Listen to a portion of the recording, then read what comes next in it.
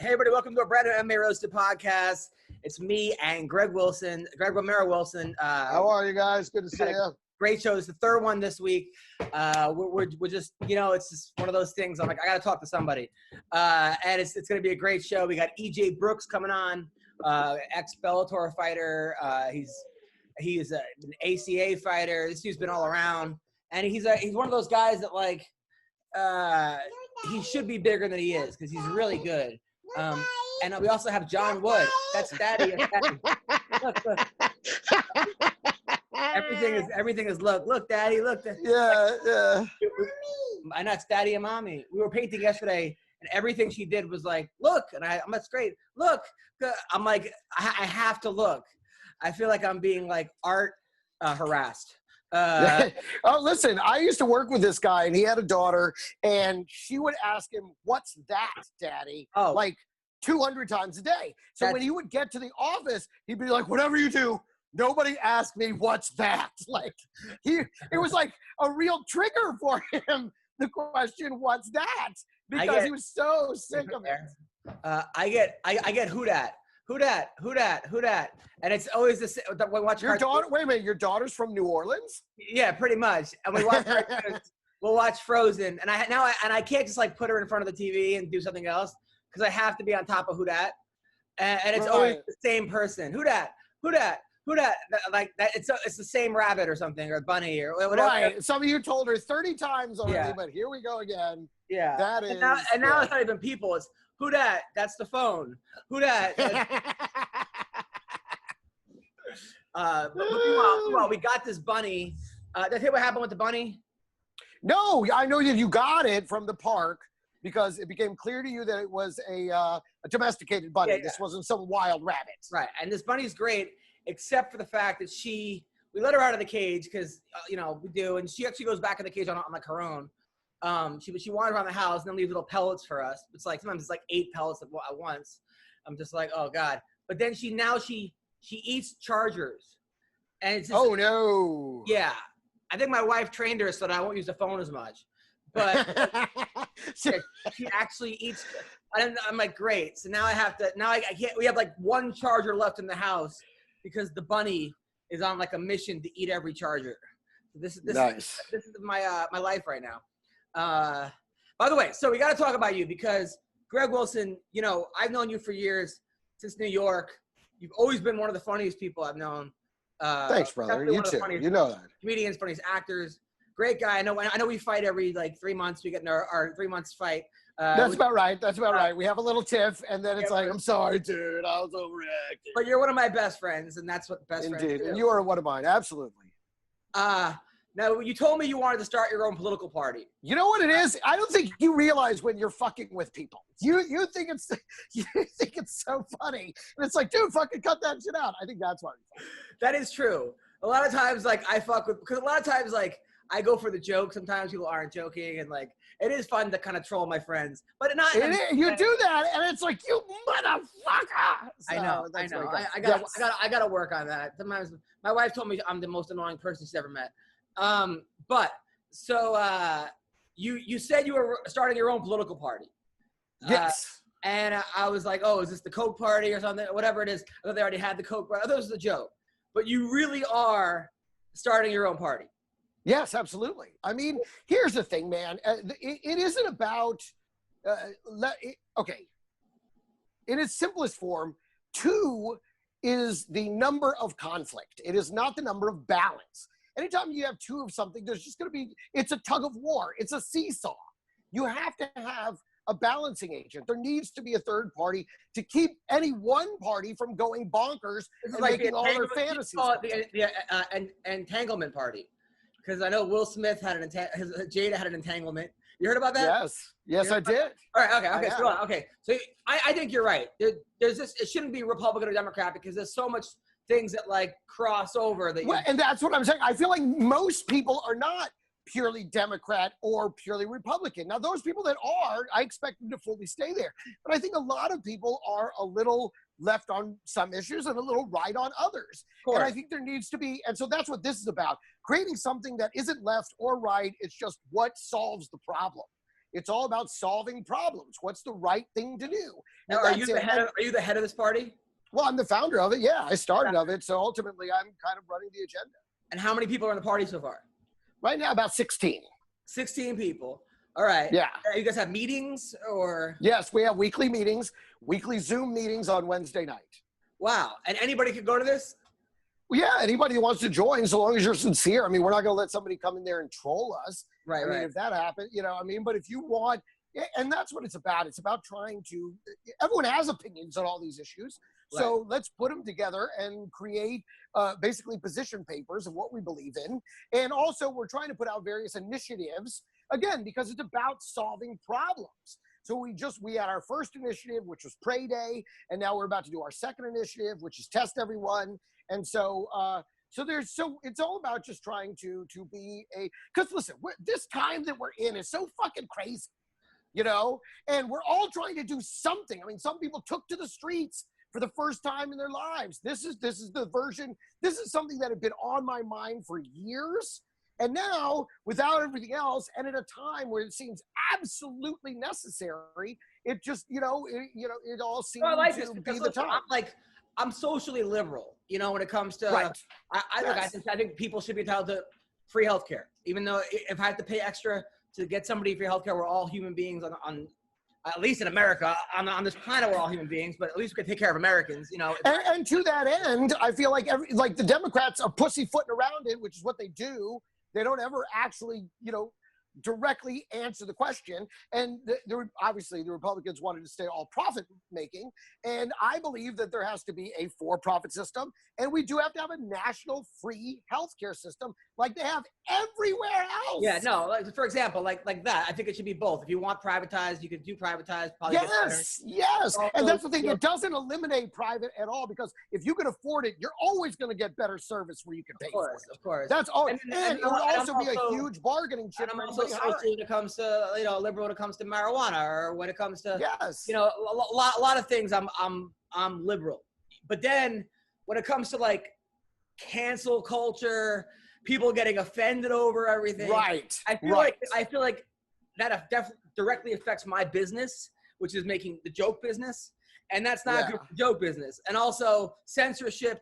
And I do feel I feel like liberals are more uptight when it comes to that. And so I end up siding with Republicans when it comes to free speech.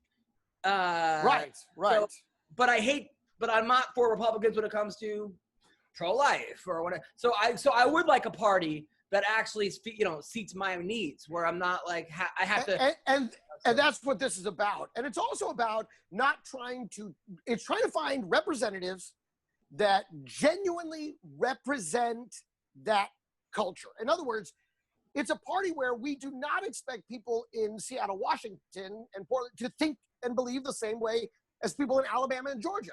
By the same token, we don't expect people in Alabama and Georgia to want the same things as the people. And I think you can have both. And it's important to create a tent where those two can reasonably come together and find the things they can agree on.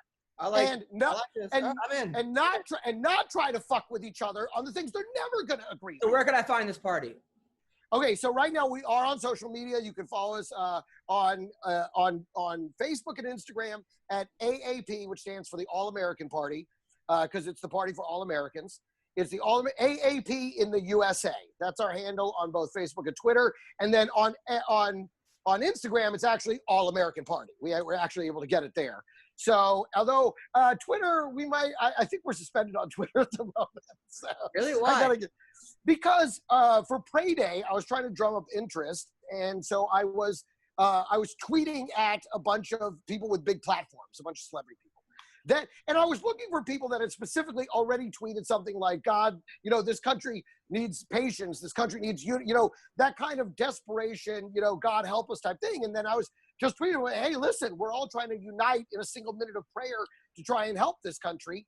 And so, but I guess I don't think I sent out more than like maybe 20, maybe 30, but at that point they suspended the accounts for doing that. So I got to get that, but it is dumb. And I figured, like, I don't know how long it lasts. I figured it would just at a certain point. What's that? You'll be fine. You'll be fine. Yeah, exactly. I figure at some point he'll just come back. I may have to go in there and answer some questions. I don't think of prayer. I think of prayer maybe like at 3 a.m. when you're out of coke and need some more pussy or something. Like, God, please help. But I don't think of actual prayer for everybody. So this is good. Well, and that's why we said, you know, whether you pray, meditate, chant, rub stones, rake sand, or just think positive thoughts. It wasn't about, you know, everyone else. I am officially gonna come to this meeting, and I want to check out this party. I'm very interested. Please do. You can just, if you follow us, message us. You know, I have your email. I'll add you to the list. I'm building a database. I know how good of a heart you have. You're also Mexican American. That's absolutely. There's no Mexican Americans on like the bill right now. You're the only one. And that's the other thing. It's like, again, another old white man. Like, at this time, this is the best we could do is 2 old white men. Well, I just think doesn't even know where he is right now, honestly. I just think, exactly, we can do better across the board. Of course. You know, and it's not, and the other two are trapped in a cycle of payback. They're trapped in a cycle of one gets the power and just fuck you. And then the other one gets the power back, and then they're like, ha, now fuck you. And then the other one gets the power back, and like, you get the fuck out. Fuck. And that's all it is. It's a constant cycle of retribution. And the only way to break that, if we were to actually influence them for once, if they were scared of losing their power, guess what? They might actually start to work together again. And if that is the end result, if that's the only thing that this party accomplishes is making those 2 dumbasses work together, then I will have accomplished more than I ever dreamed.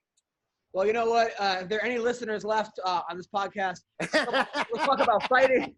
Yes, back to fighting. I feel like a lot of people tuned out after this, but you know what? Fuck it. I'm so sorry, guys. And this thing, I am still a comedian. I still tell dirty jokes. I'm still the same guy. Look, it's my podcast. I'm sorry. You can start your own podcast, which most of you probably have. It seems like most of my listeners back in the day have their own podcast right now. Like, dude, these Zoom shows I do, look, first of all, I did one last week where the audience muted me. I've never had a crowd. I've never had a show. I was talking to the person, and the person couldn't hear me. And I was like, wow, like, the audience has muted the comic. That's genius, man. That is hilarious. Only in a Zoom world. Now, and then since we started doing these Zoom shows, 3 people that were not comics have asked me for stage time. Because they're like, I could do that. I could just sit there on my couch and stare at my computer and just talk. And I'm giving them stage time. I go, sure, but you got to promise me after you bomb, you still come and watch the show because we need audience members. Like, don't. So anyway, we had one comic, Richard Chasler, who I love him, but he fell asleep during the Zoom show. He's a big red wine guy, the jazz man. And every time like a comic would like bomb a joke, I would just spotlight him as I'm sleeping the whole time. And it was the most anybody's ever laughed during a Zoom show. It's killing me right now. I'm so sorry. Apologizing. He's like, I'm sorry. He goes, I'm so sorry. I go, dude, this is the best you've ever done. Like, this should be like like this should be your thing, man. Like yeah. Just falling asleep at Zoom shows. That's a riot. The jazz man. Dude, we still get Zoom hackers that like think they're ruining the show. At this point, like the Zoom hackers, when someone tells a joke that's not going well, I'll spotlight whoever like is in like a bikini, like a thong dancing, like that's their thing. I'm like, you're making it funnier. Like, if you really wanted to actually ruin the show, you'd show up and not laugh. Actually, right, exactly. They're just helping the fucking show, these Zoom bombers. Yeah, especially if you can just mute them and you can turn the camera off so you want to see them or whatever. Yeah. I mean, and that's the thing. That's so funny, this evolution of our process. Like, you've learned more about it to where now you're more intricate in it. I was watching Ben Glebe like run a show, and he's got it all. Like, it's weird. It's like this Brave New World version of stand-up.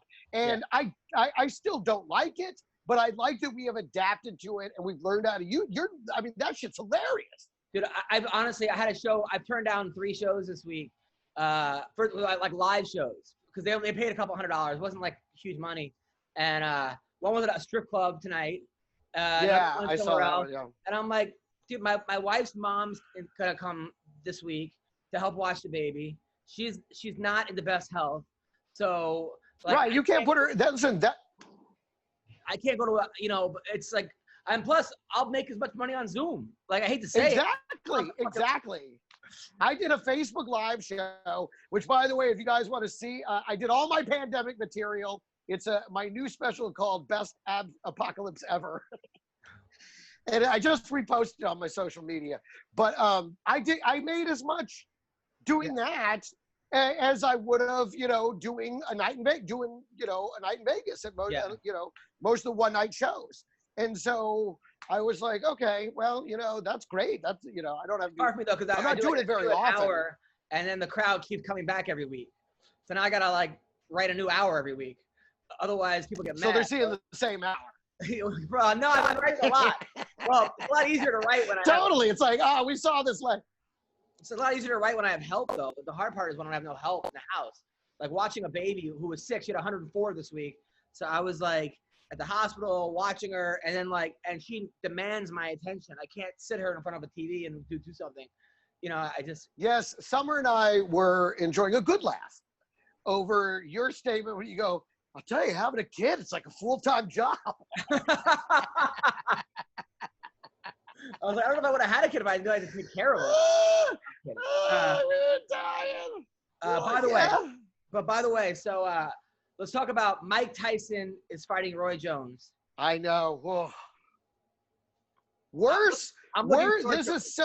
Listen. I'm gonna watch. I'll pay for it. I'm gonna go. I will absolutely buy it and watch it, just like I did with the Tito and Chuck Liddell thing. As bad as I know, as and it's almost like to validate my opinion that this shouldn't happen. But on the undercard of that is Nate Robinson, the basketball player, fighting Jake Paul, the YouTube star. Oh my! See, this is where we're at. This is what the idea of Trump as a president equals. It equals, fuck it. Everybody try everything, which is, at least this is for pure entertainment, where it belongs. You just started your own political party, Greg. What the fuck? Exactly. I am the product of that too. I am no different. I have no business doing it, and yet here we go. So I think that Paul wins. That's the worst part about this whole thing. Look, I like Nate Robinson. He won the dunk contest 3 times. Played for the Knicks. But he's old as fuck. He's got to be he's got to be at least in his 40s. He's like 35, 36. But the other guy has been training boxing like for the last. Yeah, and he's a younger dude. And he is like obviously Nate's a better athlete, but he's not in his prime. Not at all. And I think Paul is bigger than him. I don't know. It's crazy. It's crazy. It's crazy. By the way, did you watch the DMX verse? The best thing about this pandemic is they have these on Instagram. These rappers go at it, or hip hop stars go at it, and they have a versus thing on Instagram Live, and it was DMX versus Snoop Dogg. And they each play a hit, and it's up to like 20 hits. But they weren't like actually battling; they were rapping into each other thing. DMX, by the way, is like 100 pounds overweight. Probably. It looks. I love DMX. Best concert I've ever been to. I'm a DMX fan forever, but I think he's sober now. And sometimes when people are sober, they get on medication or they eat or like he looked big. It was, and I'm used to him being all ripped. Like he took a couple breaks. Like they had a couple commercial breaks during the he took a couple sandwich breaks. He sat down. Yeah, I gotta say, had to have donuts. But Snoop, I didn't like Snoop because of when he did commentary for the UFC. He also, guys were getting beat up, and he's like, "You got knocked the fuck out!" Like he just didn't have respect for the fighters, and he made a couple of racist comments, yada yada yada. I gotta say, in his element, which is rap, he's fun, awesome, amazing, talented. You remember how good Snoop Dogg is. He shouldn't be commentating fights or hosting game shows or doing politics. When it comes to rapping, holy shit, Snoop Dogg is legit. But DMX, it was one of those things. He had better songs, but Snoop had more hits. Like DMX had like 6 fucking bangers, but Snoop had like 20. So I would say. Oh yeah, and that's all the collaborations too. No, his library is kills DMX.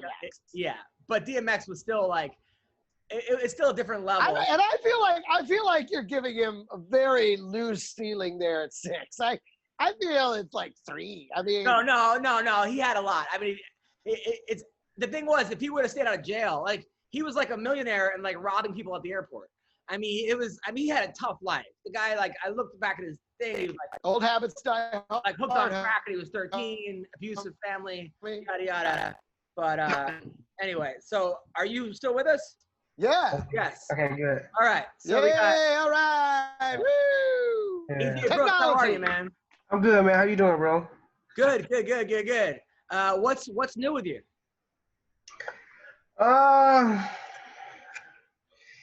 Fat, out of shape, trying to get in shape. Got a baby on the way, you know. Well, congratulations on that. Thanks. You got a beautiful girl. I've seen her. You like those snow bunnies? Oh yeah. Okay. Now, are you still coaching wrestling? Yeah. Yeah, I'm the head coach of my hometown school. Well, that's awesome. Yeah. Now, you won 5 out of 6 fights. You were killing it. Your last fight against Logan Storley, I watched it last night. First of all, Logan Storley's an undefeated guy. He's a star. But he kicked you in the arm. Did you break your arm in the first round? I thought I did, but it was my elbow was dislocated, and I didn't realize till we got to the hospital. So okay. Yeah. Well, that's much better. That's way easier. Yeah. I was pissed, man. Wait a minute. So you fought the rest of the fight? Wow. No, I fought the rest of the round because it happened early. But the ref called it. I was trying to get my cornerman just like before I could even get my cornerman to look at my arm and examine anything. The ref had already came in. I guess I got him holding my arm. You know what I'm saying? So I guess he followed me to my corner, and I told my coach, "Hey man, I think my arm's broken because I couldn't move it." And then when I looked up, the ref was already calling, and I was just like, "Damn." But it was what it was. Yeah, I mean that was a freak accident, and Logan said he heard the break right when he kicked you. He said he heard it right away, and he said how tough you were. He said he really respected the fact that you beat a lot of really good wrestlers in college. You're an awesome wrestler, and I mean, yeah, you lost 10-9 that round, but you weren't out of the fight by any means. No. Yeah, I appreciate him saying that. I honestly, I didn't like, man. I really didn't want to fight him, not because I know him personally, but he's connected with, like, 2 of the guys in his corner were guys who, like Robbie Lawler and Kami. I used to be coached by Kami. I used to train with Robbie. So, like, it was really weird seeing those guys across from him, and they've always talked highly of him. And he's another wrestler, so I want to see him do well. But at the time I really needed a fight, I didn't know him personally, and Bellator was like, hey, you win this fight, we're going to – sorry, they're connecting our new in-home security system. It was just like, yeah, they was like, you win this fight, you know, we'll offer you a big contract and this and that. So it was like something I couldn't turn down. Well, I mean, you can't look. You went up against a 4-time All-American. You held your own. You broke your elbow in the first minute of the fight, and you still didn't give up. And you won 5 fights going to that, and you beat great guys. You were fighting over like in Russia or something, right? Yeah, I was fighting for a Russian organization. I actually turned down my last fight on my contract in Russia with them because I didn't trust a matchup. No, I honestly think you're a guy that, like, you're like 1 fight away from making it to the UFC. And I don't know why the contender, like a guy like Mick Maynard or Sean Shelby, have you reached out to them about trying to get on the contender? No, not yet. My management has, and I think what's happened is every time I was close, I lost a fight that's gonna get me in. Right. That's basically what's been happening. I'm pretty sure if I don't take that fight with Logan, I'm probably in the contender right now. Right. But right now I'm coming off a loss, so I gotta. But they still have guys coming off losses on the contender. I mean, what they're gonna do is they're gonna put you up against the guy that you're gonna lose to. So like showcase that guy. But I've seen it work the opposite way, where the guy that like was supposed to be the stepping stool wins. You know. Yeah. I mean, you have a lot of experience. Yeah. Well, for that to happen with me, I got to be in shape. If I come in shape, I'm no stuff. I tell everybody all the time, you know, on those 5 fights that I had that I won, I was on Tapology. I was picked to lose, so I wasn't a favorite in all those fights. And after every fight, I said, you know, you think I'm a sacrificial lamb, and you find out the hard way I'm a wolf in sheep's clothing. Yeah. You know, so if I come in shape, I think I beat anybody. We were just talking about DMX just now. We talked about the DMX. Did you watch that versus Snoop? No, I didn't. I didn't hear anything about that. It's on Versus. They have like those guys. It's on Instagram. VER, and they have. Yeah. I watched the one where freaking Nelly lost to Ludacris. That pissed me off because you know I'm from St. Louis. But Nelly's sound didn't work. Like. Yeah, he wasn't even. He was singing and he was drunk. I was like, "What are you doing?" Like, come on, man. Hey, listen, that's how I do my stand-up comedy shows. Works for me. I don't know. Dude, the best, maybe you got to be used to the process. The best is when they have old school guys. They had Teddy Riley versus Babyface, and Teddy Riley couldn't figure out the Wi-Fi, and everyone and everyone in the world, all these like huge like black high stars are watching it and just clowning them. Being like, what is AOL, this and that, just like, oh, they're just killing them left and right. He probably talking about dial-up and stuff. Yeah. They had like parodies of it. Like an hour later, there were parodies of how bad it was. Teddy Riley brought his own backup singer, and then couldn't get the fucking internet to work. And then Babyface, you can't beat Babyface. You can't beat Babyface, yeah. He had so many hits. Yeah. He had so many hits. But I can see DMX now. Hey, yo, what's up, Snoop? Play the music. Let's go. He was about 100 pounds overweight. Like I was almost gonna say like he should be called DMXL. Wait, DMX is fat now? Last time I seen DMX, he was real skinny. I'm gonna just say that. Yeah. I think that I think he's sober and he's doing well. You know, some people get sober and they just blow up. Like that's kind of where he's at right now. Mike Tyson the first time. Remember Mike Tyson used to be fat. Speaking of which, right? So Tyson's 53 years old. Mm-hmm. Is he on Mexican supplements? What is he taking? I want to know too. Shoot, I put on 20 pounds in quarantine. Shit. Honestly, if Vito can do it, you know, like he can do it. You know, I mean, but Vitor Belfort always stayed in shape. Tyson looked like the guy from Drew Hill, like the fat guy in Drew Hill at one point. Like he looked. Fucking, and then now he's. By the way, who do you think wins, him or Roy Jones? Before I answer that, you know how many of these young millennials don't know who Drew Hill is? They probably got to Google Cisco, man. Come on, man. Oh, that's right. Drew Hill. Cisco. All your young white friends are like, who is he talking about? Drew Hill? Yeah. Is that a basketball player? But anyway,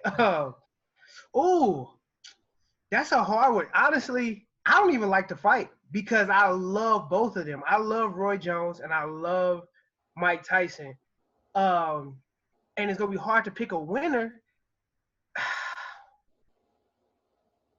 I can't believe I'm going to say this. I honestly think Roy going to win that fight. If it goes over 30 seconds, you think Roy's got it? Past 30 seconds? Here's why I think Roy's going to win the fight. I feel like he's actually been fighting still for the last few years. He's still been active. He's not been out of shape. Like Mike Tyson just got back into shape. This guy has consistently stayed in shape. He hasn't always competed at the highest level, but he hasn't really taken off. So I just feel like he has less ring rust. He's younger. He's faster and longer. So I just don't know if Tyson can get it. Because like Roy Jones' whole career, people are like not able to get inside and beat him up. You know, he stayed on the outside, and Tyson's always had troubles with guys with long reach. What about his chin, though? I mean, he's been knocked out a lot. Oh, Tyson can put anybody to sleep. What I see happen, I think that's what happens. Honestly, to tell you the truth, this is what I think might happen. If they go out there and they're being cool about it, like, hey, they kind of have a gentleman's like agreement to like not try to kill each other, I think Roy wins a decision. If they go out there and they legit fighting, I can see Roy Jones beating him the first 3 rounds, touching him up, and then getting slept in like the 4th or the 5th round. Yeah. And listen, the way I see it, even if they make a gentleman's agreement, the second they get in that ring, Tyson just like forgets all about that shit. Starts chewing ears and going bonkers. We can box, and then we can go for donuts afterwards. But then he hit me in my face, and I was just like, I gotta take his head off. I gotta take his soul. I gotta eat him. I'll apologize after. Now on the undercard, it got announced that Jake Paul is fighting Nate Robinson, the basketball player. Yeah, I saw that too. What happens here? From what my understanding, I heard that Jake was actually training in boxing. Yeah, he was. Yeah. And wasn't he like sparring with Paulo Costa or something like that? I think that was Logan Paul's brother. Logan Paul, okay. Yeah. Okay. So then well, they probably both are though, because they're twin brothers, aren't they? They basically do They're everything. not twins. They're a couple years apart. Oh, okay. I would have to make an educated guess. I would have to know if Nate's been training boxing, but as an elite world-class athlete, I can't see him going in there. And if he's been training boxing, I got him. He got to win just from the fact that he was an elite world-class athlete, you know. And if he's been training boxing for, let's say, at least a year, like I think he will have what it takes to hold his own. He tried out for the Seahawks and didn't make it 2 years ago, the NFL. Yeah. I mean, so is he just bored? Is this guy just he just wants to compete? Yes. I think it's an easy cash grab. I mean, like for real. I think he's bored. Yeah, he's looking for any kind of a challenge. I mean, he's bored. He's made his money. He doesn't want to actually, you know what I mean? He wants to he's looking for anything that's fun, new challenge. You tell me, like, hey, go compete against some celebrity white guy who has little training in this sport for $1 million or $2 million. I'm doing it. I don't care if it's golf, yoga Olympics. I don't know, man. I don't think if he gets knocked out by Jake Paul that will kill him in the barbershops around the world right now. Oh man, black card revoked. Gone. Gone. Chopped up, burnt up. I think he does. I think he gets cremated if he lose that fight. He gets cremated. Cremated. Can he go to one barbecue if he loses? No, bro. He might get Thanos. I'm trying to tell you. He gone, man. He gonna move to an island and be like, "Hey, Epstein's my neighbor." That's what he gonna do. Epstein's my neighbor, right? Yeah. Now you wrestled in college. Your team consisted of you, Tyron Woodley, Ben Askren, and Mike Chandler, right? That is a killer wrestling team. Yeah. Now, did you see Tyron going as far as he did in MMA back then? Yeah. Oh, definitely. I mean, he was competing as an amateur. He was more of a coach when I was there because he's quite a bit older than me, and I transferred there. He would have been a redshirt senior when I was a true freshman, and I was in junior college first. So by the time I got there, he was in a coaching role. But I was teammates with Askren and Michelle Chandler, and but now, dude, that dude had it, man. Honestly, Tyron is probably one of the best athletes I've ever seen, period. You know, people don't believe me when I say this, but he used to own Askren in the wrestling room. Yeah, for real. Wow. And he's one of those dudes that I always said that I think, even though he became a world champion, I've always said he competes in the room. He performs in the room better than he does in competition. Yeah. You know, and like I said, I can only speak from experience, what I've seen. I don't get thrown. You know, I'm an Illinois Greco State champion, went to Fargo, stuff like that. I don't get thrown. I can count on one hand how many times I've been thrown in my life, and Tyron's done it 3 times. Wow. You know what I'm saying? The dude's just... But what do you think recently? Because recently he hasn't performed up to his ability. You think he just people say he's distracted, he's burnt out, he's just too much. He's got old. Old. I think definitely the distractions. You know, doing movies, doing music, getting divorced, knowing him personally, knowing that he's got things in his personal life that he don't want to talk about, and you know, leave that where it's at. No, go on, please expand on that. Stop that. You're not finna have him visit my house. That and me. But hey, bro, hit me up. Hey, bro, you want to get some late night sparring in? And not for a good reason. He's done before. Get some late night sparring in. He didn't hit me up when he was low key mad at me. Hey, man, let's get some sparring in. 9 o'clock. All right, bro, let's go over there. Beat me up for an hour, then tell me, hey, man, you said this. I was bro, you could have asked me before you put your hands on me. But that really happened? That really happened? Yeah, a couple of times. We got a big brother, little brother relationship. So yeah, if he hit me up out of the blue if he hit me up out of the blue for like some late night sparring, I know he mad about something. He want to take it out on me. So one of those perfect guy, like in a couple months, all of a sudden he's like, want to spar tonight? You're like, oh shit, what I do? Yeah. No, I just go. I just like, 'cause I need to work anyway. I ain't worried about it. I'm a grown man. All right. So, There you go. But no, I think his last two fights. I'll start with the Usman fight. I think, I think Usman was hot. I think on top of all the stuff that he had going on, I don't think he had the right training partners for Usman. You know, and at that time I wasn't able to train with him. Not that I'm like as good as Usman, but I think I'm one of the top MMA wrestlers in the sport. Yeah. You know what I'm saying? So like, you know, even though he's going with Askren, like me and Askren kind of do different things. You know, like I said, I'm a Greco guy. You know, like I'm body locking you. You know what I'm saying? I'm slamming you. I'm doing this and that. And Usman worked mostly body lock wrestling. You know, so I just think he didn't have the right training partners for that camp. With the Gilbert Burns fight, I think he got caught early, and then it was over after that. You know, like they had a quick exchange, and Burns hit him with something. Yeah, got dropped, and he got dropped, and then he was in survival mode. I think he was in survival mode the rest of that fight, which showed heart. Because there are a lot of. You think he was thinking too much? Like, okay, don't get. I can't believe this guy dropped me. Like he was worried about what this guy's gonna do to him versus what I'm gonna do to him. After he got dropped, yeah. Like, I think after he got dropped, and then the dude was on top of him, throwing elbows, and he was recovering. So then he knows I just gave up a 10-8 round. You know, mentally, you're thinking like, okay, I got to win almost. If you give up a 10-8 round in the first round in a 5-round fight, you pretty much almost got to win every round to make up for that. Like, you have little room for error. On top of the fact, look how big he is. So, you know, he's got to manage his cardio.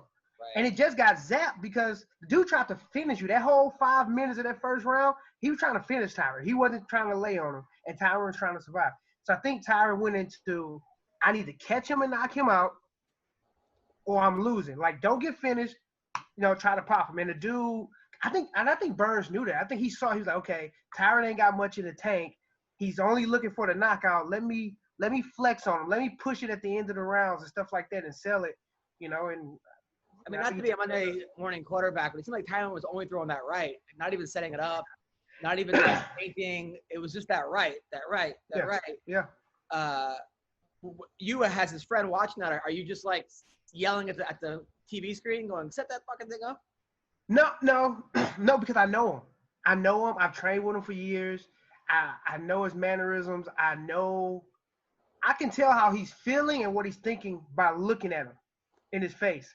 And I could tell he was conserving energy. I think he knew if I do too much to set up this right hand, if I do too much to do this, I'm going to deplete my tank and he's going to finish me. So I think he was coasting and looking for the opportunity to throw it. Okay, if Gilbert Burns rushes in, boom, I'm going to throw it. You know, and then he would, and Gilbert would slip it, clinch him up, hold him up against the cage, and Tyron would, you know, contain himself. How do you think Tyron versus Colby Covington goes? Well, here's the thing. You know, I know Kobe real well too. How? So that's ATT, right? Yeah. Like man, dude, that was.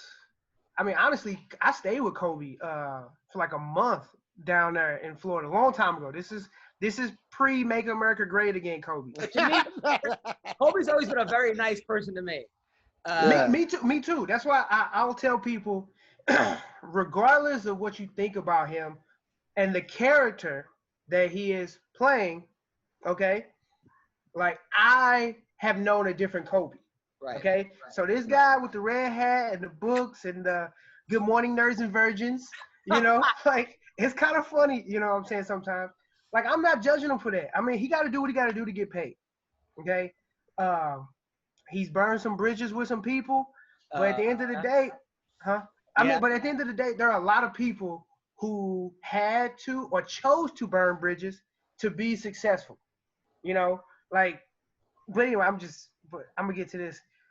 Those two do hate each other. That's some real shit. Like, on me, that's real, and I'll be in the middle, like, cause if it was up to Tyron, I would never talk to Kobe, and vice versa. You know, And luckily, like, they don't bring each other up around me or whatever. That's a coin flip fight for me, man. That's a coin flip fight to me. That's one where, you know, who's ever able to implement that game plan is winning that fight. Yeah. Yeah. I mean, do you think that? I mean, I know that Tyron does not want to lose to Colby. No. So if there's ever a fight he's gonna get up for, it's that fight. Dude, if he lost to, I think that's the one person he can't lose to. On some real, like you got those people you can't lose. Like when I fought Dakota Cochran, Yeah. that was the one person I couldn't lose to. I was just talking about this at the gym the other day because you know he knocking you. He did some stuff. Yeah, that was. Yeah. And everybody was like, off again, just for warning you guys. Everybody in St. Louis was like, yo, bro, like, if you lose to this dude. And I was just like, I know. I'm hanging it up. Dakota's a really nice guy. And right now, he's killing it in bare knuckle boxing. But he's undefeated right now in bare knuckle boxing. You know that, right? He beat Chris Lieben in bare knuckle boxing. But yeah, he did some porn back in the day with some men. But listen, everyone, you know, he's got a family now, and that was then. And people do what they got to do for money, and you know, it's so perfect. And sometimes people just do stuff and it's on camera, you know.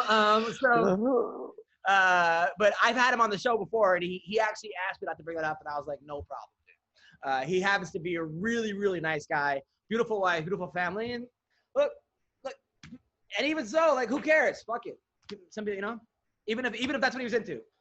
We here at the MMA Roasted Podcast do not. We can't judge. We really can't. We're in no position to judge. But I understand. We are in a position to make fun, but we're not in a position to judge. Oh, there were a lot of rear naked choke jokes during that. Oh yeah, and like I said, I wasn't making fun of him or whatever. Yeah. I mean, do you or do him or whatever you do. But yeah, that was a big win for you. Dakota Cochran, by the way, found his calling in bare knuckle boxing. He's murdered. I saw that. He beat Johnny Hendricks. He knocked out Johnny Hendricks in bare knuckle boxing. I was a huge Johnny Hendricks fan in wrestling. You want to see your opponent? Yeah. Hendricks is a fucking legend. I mean, he was a two-time national champion. I mean, he was a murderer.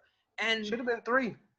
Yeah, he was a murderer. Now, you got to get back in shape, BJ, because you're not done, man. No. I'm almost there. I'm about 10 pounds away from where I want to be. I'm about I'm in the low 200s. I need to be walking around in low 190s. I feel like right now is a good time for you to be ready because the UFC could be calling you tomorrow or Bellator tomorrow and be like, hey, this guy got COVID. We need you. And look, I get it, man. I get it. I'm about 10 pounds away from being about 30 pounds away from where I want to be. So I fucking get it, bro. It's tough. I already got hit up, man. And it was unfortunate that I was like, hey, man, I'm like 20 over. I can't make it. So I told my manager I should be good in the next few weeks. I think in about 2 to 3 weeks, I think I'll lose that 10 pounds. Because you haven't reached your potential. I mean, you got a record of, 13-5 or something, and you're 13-6. You're a really great fighter. You've beaten some great guys, but I feel like we haven't seen the best. People don't know about you that should know about you. Right, exactly. You know, what's crazy is the best fight performance I ever had was a black card fight on Bellator with Demi Lovato's ex-boyfriend, Bamba or something like that. Valderrama? But I don't know how you say his name. It's like something Bamba. Yeah, Bamba. I know. Yeah. Guillermo, whatever his name is. Yeah. Dude, it was like one of the best striking performances I ever had, and I'm a straight wrestler. I beat him up for 3 rounds. And they black carded that fight, so it's like not even on YouTube or nothing like that. Like, man, that's some racist shit, man. That sucks. I watched some of your highlights last night. I forgot that Greco-Roman was your thing because you literally just pick people up and just slam them like big brother slams on their little brothers, but you do it to grown men in fights. Yeah, that comes from all that WWF practice. I said WWF, not WWE. I grew up on WWF. We be outside in the backyard playing NWO, you know, DX, you know, you remember that, you know, playing with your friends. Of course. I started wrestling in high school, you know, But before then, we was always out in the backyard, like, hey, I'm Macho Man Randy Savage. Oh, I'm Hulk Hogan. I'm the Ultimate Warrior. And, yeah, man, were you Illinois state champion? No, I was Illinois Greco state champion, but I took third in state my senior year, and then the guy that Are you being arrested right now? What's going on? I was about to say, is someone backing up a truck full of loot or something? I told you they setting up my security. Oh, bro. I done moved up, bro. I'm not in the hood, man. Good for you. But no, the guy that beat me at state my senior year was number 1 in the nation, and he won senior nationals. I'm from a tough state in Illinois. Yeah. What was cool, though, was the next year in junior college, I beat him in the first round, and then I won the national title. Wow. That's boom. National champion in college. Yeah. Wow. That's pretty awesome because he coaches in high school, too, and we always see each other at the state tournament. And I went up to him. Yeah. Now, Ben Askren, right? There's a guy that I was like, I campaigned. I literally called up Dana White. You got to get this guy. I was the biggest Ben Askren fan, and I still am. How shocked were you as his teammate? Because you only seen this guy win. When he got knocked out in 7 seconds, were you surprised? Well, one, I was drunk because I was not in my bachelor party. Good for you. Well done, sir. But what was crazy, here's another thing, I know Masvidal really well. So that was one that kind of threw me like, who do I root for? And I really wasn't rooting for anyone. I can honestly say that I wasn't rooting for either one of the guys. But hold on.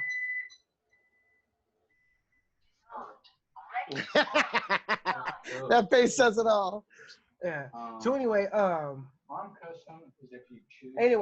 had like half of my Mizzou teammates there. I had like 6 guys, like at the bachelor party that they were rooting for Ben. Dude, when that happened, my jaw dropped. I couldn't believe it. I was just like, but honestly, if it was gonna happen to him, I'm glad it happened by Masvidal. Right.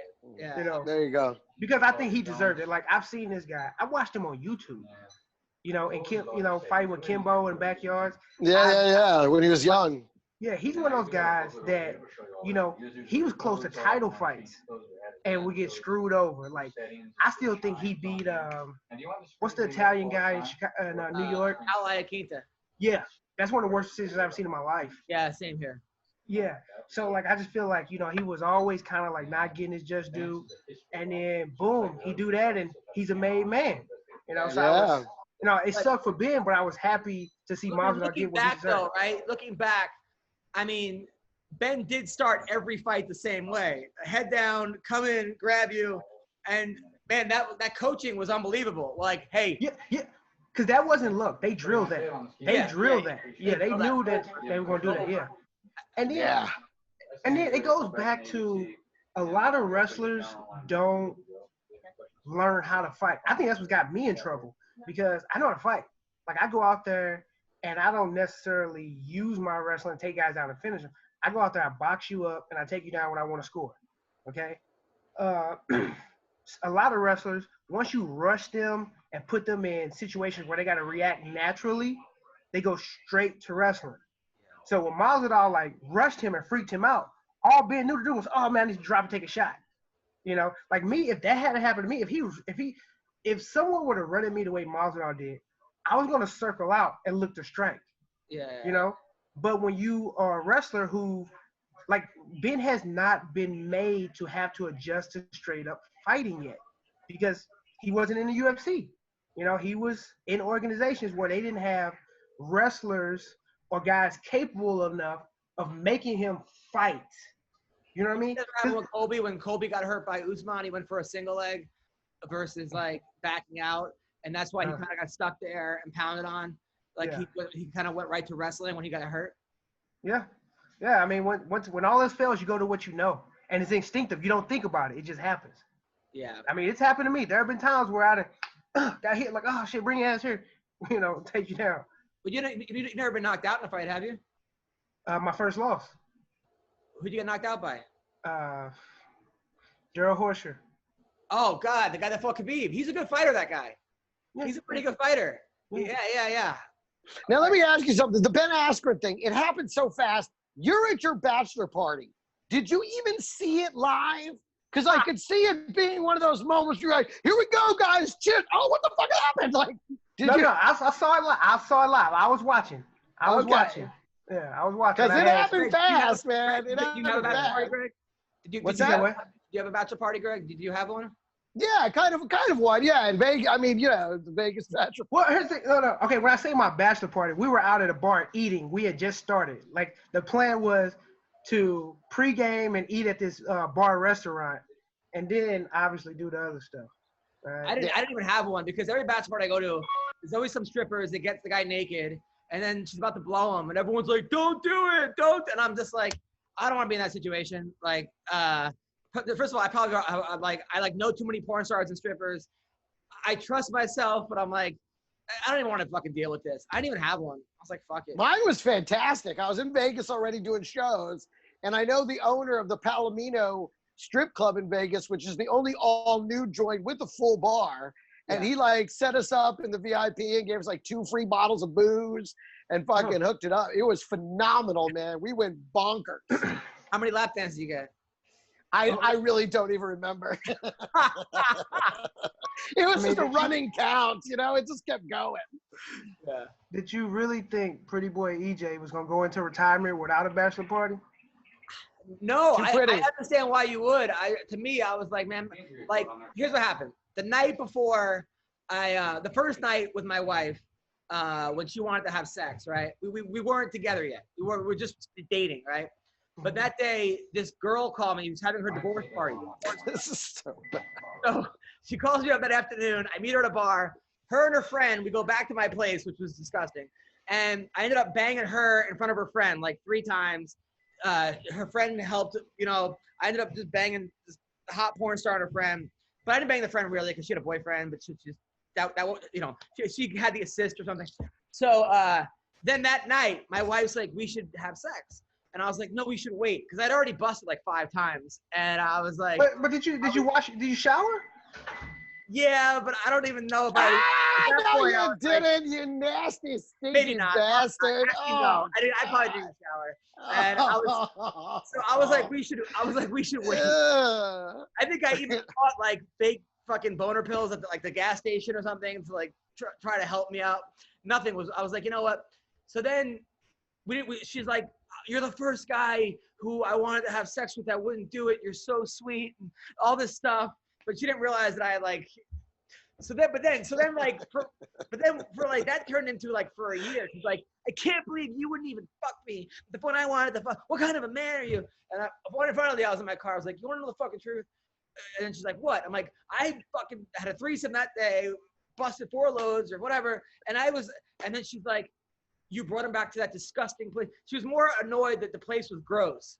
That the fact that my apartment was so dirty than the actual porn star and all that stuff. But anyway, so she was actually relieved because she thought I wasn't into her, but I was into her. I was just, the tank was empty. So anyway, I'm just saying well, don't give that. That's love. And that is true love. Yeah, I'm going to tell my daughter that one day. That is the story of true love in the 2020. So EJ, this is your first kid? Yeah, this is my first one that's made it all the way through. All right. Well, there it is. It's a girl. Oh, wow. Nice. You know what that is? That's the player's curse. Exactly. That's what you get. That's what you get for working all those girls and doing all that dog shit. And the universe is like, here is your daughter. Wow. Now how far along is your wife? 6 months. Wow. So has she started to become kind of psycho yet or no? Oh, she was psycho before the baby. Yeah, there's nothing you can do, man. But you gotta just you know what? It's not her fault. A girl explained that to me. There's a something growing inside her that is giving off all kinds of stuff. You just have to just be patient and loving and caring. But man, it's hard. It is hard. Yeah, literally. I didn't like Yeah, having man. sex with my wife when she was pregnant. I felt like I was too close to the kid. I didn't want her Sa- first words being me. Same. She keeps telling me there's like not enough room in there, and Yeah. I didn't want my kid coming out with a big fucking dent in her head and stuff. Yeah, that's okay. Right, exactly. Just a huge little like head. So, but that's cool, man. You're gonna be a great dad. You're gonna be a great, especially you're a coach. Nice. Trust me, I kind of wanted a boy too at first, but having a girl, it's the best. It really is. There's nothing like having a little girl just smile at you, like "Daddy's home," and give you hugs and love. It's nothing like it, man. Like as happy as you are, think of like your biggest wrestling win or your biggest fight, times that by like 20, and that's the high you get from your kids' love, like for real. So you're gonna Looking forward to it. It's just the best. But be prepared. Like my kid's 2 now, and she's starting to whine. And I'm whining about her whining. Like she's just like, like I'm like, that's a fake cry. You're not gonna get what you want. And then after 3 of those, I'm like, what do you need? Just fucking. Yeah, I already get that from my mama. Oh yeah. Where did you meet the mom? I swipe right. Oh, There you go. Yeah. was it Bumble? And Tinder? that is love in America today. Yeah, dude. I got lucky though. I'll tell everybody I got lucky though with this one. I mean, obviously, nurse, 6 foot tall, former All-State basketball player. Wow. Yeah. So, and her family is a wrestling family, so they love me. Wow, that just lined up, huh? Yeah. Your kid's gonna be an athlete, huh? Yeah. Wow. Like That's a why I need my boys. superstar. I need my boys so I Superstar. can get some NFL superstars or something. So, Yeah, she could be WNBA. You never know. so Greg, what about you? Does Summer want to have a baby or no? No, we're cool. That's it. Yeah, we figure if we ever really want one, we'll go down to pick out one of the a rescue. We'll get a rescue and bring it home. All right, that's very nice. But I mean, look, but you're Mexican though, so your fish are good. I mean, you could. Listen, I should have 3 or 4 kids by now, easy. That is the minimum. Usually is 3. So I really and if, I mean, you can fit about 6 of y'all in a little like Honda Civic. exactly, you sure can. Mexican girls get 7. like dick pic. I mean, so like seriously. Yeah. All right, so all right. Actually, one of my first scares was with a Mexican girl. Really. Yeah. Well, you know what? Wait a little while. You may find out it went through, and she just didn't. Did she scare you by trying to stab you, or just the scare? But that's good, man. I like it. So, all right. So now, is your season happening in the fall, or what? Oh man, we literally just got word from the district yesterday that we're doing remote learning, which sucks. In my opinion, it sucks. I feel like I work in a school district where kids have a lot of distractions anyway. So expecting parents who have to work all day to hold their kids accountable, expecting kids who are distracted all the time to hold themselves accountable and do their schoolwork is just not an ideal situation. So I just really wish we were in a situation where we could be back in the classroom. But I'm thinking we're going to end up wrestling in January. That's what I'm seeing a lot of states do. Like they haven't really made an official word or anything, but I'm thinking they're going to push our season maybe from January to March, which I mean, I would be okay with that because I got a couple of seniors, who should be all-state wrestlers this year, and to take that opportunity away from them would be just crushing. Yeah, that sucks. To lose. So I mean, the way it ended for the seniors of last year. So many of them didn't get to finish their journey that people just like, that's it. And there's nothing. I mean, that's a tough pill for a kid to swallow, especially when that's their life's endeavor up to that point. Yeah. I know, it's just crazy. I mean, like I have parents like reaching out to me now that are like, hey, do you mind? Because I have my garage is a wrestling room. They're like, hey, is it okay if I have a kid or two come and like train them? I feel like I'm doing some kind of like underground illegal drug dealing training, and I'm just like, yeah, but we only have one kid. We have to find another kid too, like, because the kid's like 90 pounds. I'm not gonna go with a 90-pound kid. But it's hard.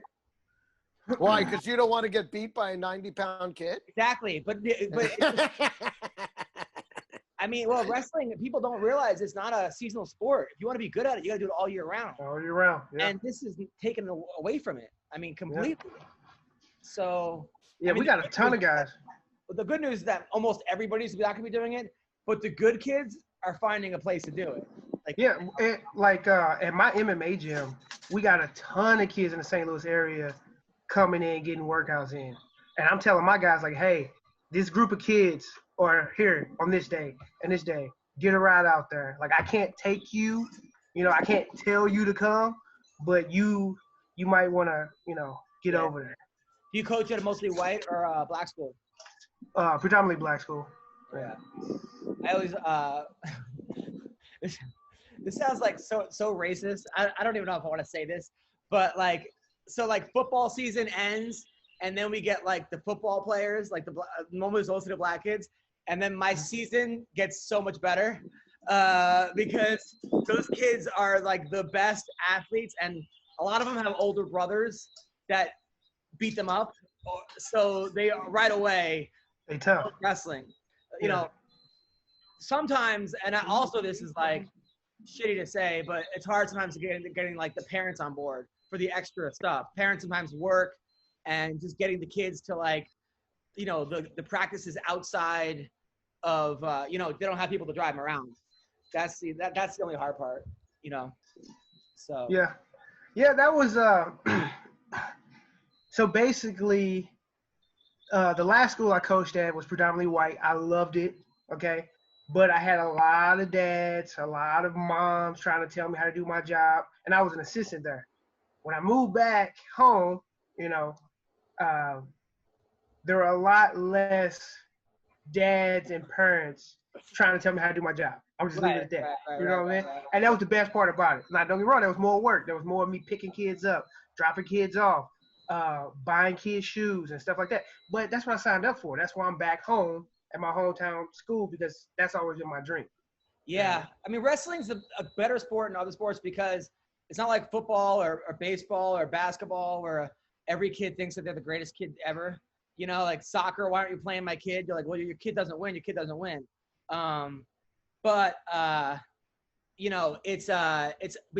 We still sometimes run into those problems of like, a tournament where they don't want to wrestle a kid on our team, or like a parent will tell me that I had his kid wrestle up a weight class when I didn't.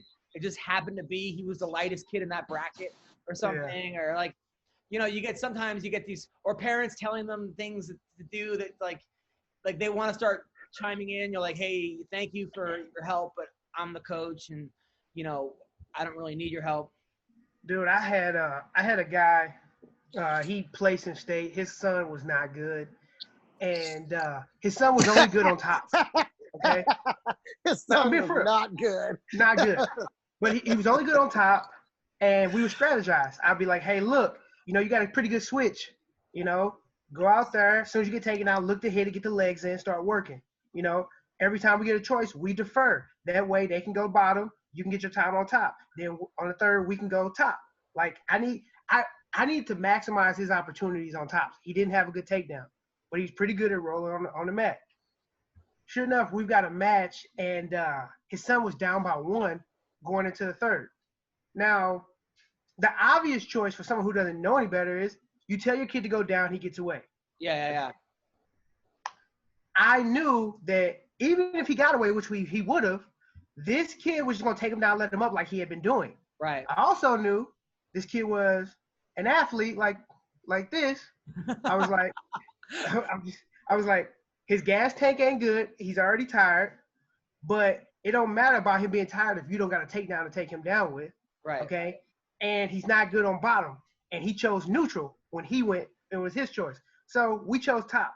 His dad is in the stands losing it. What the F, blah, blah. We turned him and pinned him in 30 seconds. Yeah. And I just looked over at the dad and was like, I didn't say it, but I was like, sit your ass down. Yeah. I know what I'm doing, man. Yeah. I know your son better than you do. I had one dad that I had to ban from the matches. He was like, this kid was just he was out of control, and he was teaching his kids moves that like we're gonna win against. I kind of felt bad. We had like against our kid, I had the kids wrestle off, and he was teaching kids like a spladle. So I had to like, so I had his kid teach everyone the spladle that way, and then he got fucking started calling me a retard and this and that, and like I hate when I hate the parents because I go out of my way to not take it out on the kid. It's not the kid's fault, but as a human being, sometimes it's hard. It's actually hard. You have to like remove yourself, but everyone's human, but that's the worst. Or when the kid thinks he knows everything because he took one seminar with some wrestler, and now he wants to sprawl with his knees hitting the mat, and I'm just like, I saw this on Flow Wrestling, coach. Yeah, we do it like this. Yeah. All right, man. All right. I've had so many situations like that. So many. Although it's pretty funny though. Like one kid in our team, we have one coach that slept with a kid's mom. Nice. But like 12 years ago, right? Look at EJ. He's like, I don't know anything about that. I have never been officially caught or seen leaving the house. Here's what happened. I was on Tinder and I matched. You look guilty as shit, motherfucker. Just to be clear. So I was on Tinder. I matched with the kid's mom. And then I get an email from the mom going, hey, just, you coach my kid. I think you're adorable, but I don't think, I'm like, oh, all right, cool. So I was telling my friend who was the other coach, I go, dude, check this out. Me and the mom, he goes, I slept with her like 12 years ago. Wow, just like, so then like every time, so his kid was on the team and I would be like, yo, Brian, tell your kid to work harder. Like I just kept talking with Brian's kid. Tell your kid to work harder. That's messed up. But you did that too? Hey, that whole like coaches and moms, like, dude, if it's a single mom out there, dude, and then like they see you as a father figure to that kid, and it doesn't. Right. So it kind of kills two birds with one stone. Yeah. You're a handsome guy. They see you at the local bar. They're like, oh, my son, he talks about you all the time. I'm like, yeah, I bet he does. Oh man, my favorite. This has nothing to do with the kid I coached. That was this kid on the baseball team. Real uppity kid, Family had money. Mom was newly divorced, and he was always walking the halls and like he was actually one of the kids who would like make fun of me when I lost my first fight. Because when I lost my first fight, it was all over YouTube. So kids were like retweeting it and like, oh, look. Oh, man. They did me dirty, bro. They did me dirty. It was what it is, Kids are mean. Yeah. So one day he was just going in, pissing me off, just being a little jerk off. And I tweeted, which was very immature of me, but I was only like 27 at the time. I said, man, it's funny that this kid keeps like cracking jokes at me and he has no idea that I'm knocking down his mom, which is true. Oh. You know what I'm saying? And my wrestlers started retweeting that. Oh, no. Well, there you go. So then the principal calls me in the office and he's like, I don't know who you're talking about. I don't want to know who you're talking about, but you got to take this down. You can't be putting this up there. And I was like, all right. That's a cool principal, though. Yeah. Cool dude. Principal. Yeah. That principal got your back. A lot of principals would not get fired for that, Yeah. So And the kid eventually found out and wasn't too happy about it, but yeah. That's hysterical. He eventually found out. Wait a minute. And he wasn't happy about it? He didn't he didn't come to you and like, yeah, way to put First of all, the reason why he found out because my wrestlers went at him. They was like, hey, stop talking about our coach. And yeah, he's talking about your mom. So what was he gonna do? Talk back to this? Kids had a kid one time in middle school. First day of singlets is always the hardest because kids put it on. Now we have MMA shorts and the tank tops. We voted on that. I'm like, the two-piece, 1,000% better. But so the kid comes out with his underwear going, Coach, what do I do with my underwear? And you could just see his whole fucking package. Like he wasn't wearing underwear under the singlet. And every kid was like, ew, like pointing to his dick. And like, I was like, dude, you got to keep your underwear Put your underwear on. Dude, yeah. I had a kid this year because our school colors are white and blue. And we had we had the two pieces too. We had the two pieces and a singlet. This kid, he was a freshman 113-pounder, didn't put underwear on, and he had the biggest skid mark on a white singlet. It was just. Why would they even make white singlets? That's so gross. Because they look pretty good when you wear drawers. Oh man. I would have been the kid that put on the singlet, then a nice comfortable pair of sweats, and a nice blousy t-shirt over the top. Oh yeah, no, we have whenever there was a fat kid on the team, I had him wear, he wore a t-shirt under it usually. I was like, yeah, I tell my dudes, I'd be like, hey, tuck your titties in, put a put a dry fit t-shirt on. Push them up. You want to push them in, and you want to get them up. There you go. No, Aaron, you know what I'm talking about, man. It'd be funny, like the little boob will pop out. Man. Oh God, it's so awkward, man. Oh, so teen awkward, boy, man. fat booby. It used to be like the little freshman or sophomore beginner wrestlers. You know, they'd be at the like freshman tournaments, and they like sumo fight and stuff like that, and like I said, man, if that were me, I'd fucking drag that shit across that guy's face. I'd use it as a weapon. Because that's got to be disarming to just have a fat titty. Well, you know what? I don't think you really notice it. You know, you kind of in there brawling. Speaking of gross stuff, the most that just reminded me of the most disgusting thing that has ever happened to me in a wrestling match. I was wrestling this guy. I was bumped up. You know, he's pretty good. And he was a thrower.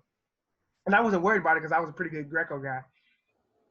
This fool hit me with a headlock. He didn't pin me, but he hit me with a headlock. And he had like the longest armpit hair. And it was in my mouth. It was the nastiest thing ever, dude. I tasted it. That is brutal. Yeah. That was, I'll never forget it. One thing I'll never forget, which has nothing to do with this, but I was in high school wrestling, and it was after a match. We were all in the van going home, and it was orange.